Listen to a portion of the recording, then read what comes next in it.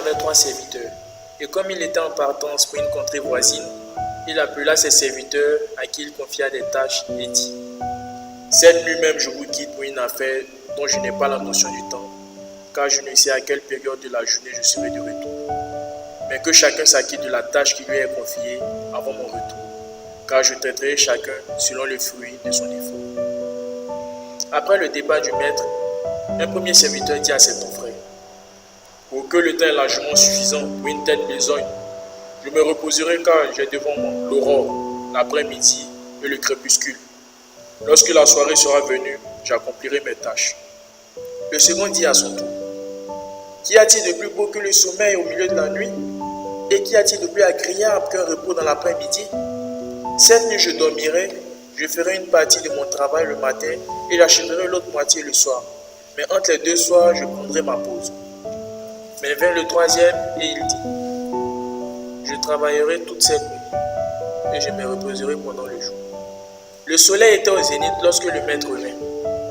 Il fit appeler ses serviteurs et exigea un compte rendu. Le premier dit: Rabbi, je me suis reposé jusque-là, car comme je ne savais pas que vous viendriez à midi, alors j'avais prévu accomplir mes travaux dans la soirée. Veuillez maintenant, mon Seigneur, être miséricordieux et je me racheterai. Mais le maître fit signe à ses gardes qui le mit dehors pour toujours. Mais le second vint se jeter à ses pieds en disant: Maître, si j'avais su que vous viendrez à cette heure du jour, j'aurais accompli tout le travail. Mais maintenant, j'ai fait la moitié.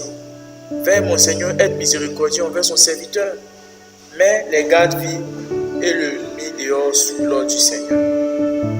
Le troisième vint et dit ceci: Maître, je ne savais pas quand est-ce que vous viendrez. Alors, j'ai dû travailler toute la nuit pour m'assurer que vous ne me surprendriez pas. Maintenant, veille, mon Seigneur, pour porter un jugement sur l'œuvre de ton serviteur.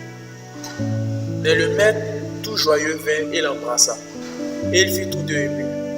Alors le maître, prenant la parole, il dit: à partir de maintenant, je t'établis l'héritier de tout ce qui m'appartient, car je connais ta fidélité et je sais que tu m'aimes. Alors les gardes virent 2 grosses larmes couler du rude visage de ce serviteur qui tomba la face contre terre au pied du maître et pleura de joie.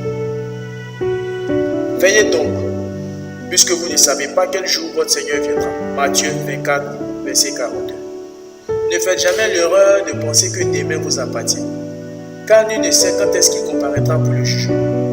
Ne mets jamais à demain ce que tu peux faire aujourd'hui. N'attends ni les jours, ni les mois, ni les années à venir pour plaire à Dieu, car tu ne sais pas ce qui arrivera dans les prochaines secondes. Tout ce que votre main trouve à faire pour Dieu, faites-le bien et maintenant. Parce qu'alors limité dans le temps et dans l'espace, vous êtes comme une vapeur qui paraît pour un peu de temps. Privilégiez le service de Dieu dans tous les domaines de votre vie. Que Dieu vous bénisse. Suivez votre émission Lumière du jour chaque jour à 8h.